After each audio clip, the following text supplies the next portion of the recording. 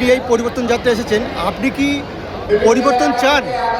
পরিবর্তন চাই বলেই এই পরিবর্তন সভাতে আমি উপস্থিত হয়েছি। কারণ ভিক্ষা ভাতা একটা রাজ্যের মানুষের ভবিষ্যৎ হতে পারে না। তার এই ভাতা ভিক্ষার বিরোধ জানাতেই আমার এখানে আসা। কেন পরিবর্তন চান? যাতে আমরা ভিক্ষাজীবী থেকে, এই বদনাম থেকে মুক্তি পেয়ে স্বনির্ভর হতে পারি, রাজ্যটাকে সুন্দরভাবে সুজলা শ্যামলা দেখতে পাই, সেই জন্য এই পরিবর্তনটা খুব জরুরি। আমার আসার মূল কারণ নৈতিক সমর্থন জানানো এই পরিবর্তন সভাকে। আর এই রাজ্যে তথা হিন্দু সনাতন সমাজ, এমনকি আমার মুসলিম সমাজের উপরে যে আঘাত হয়ে চলেছে প্রত্যেক দিন, এর পরিবর্তনের জন্যই এই পরিবর্তন সভায় আমি নৈতিক সমর্থন জানাতে উপস্থিত হয়েছি।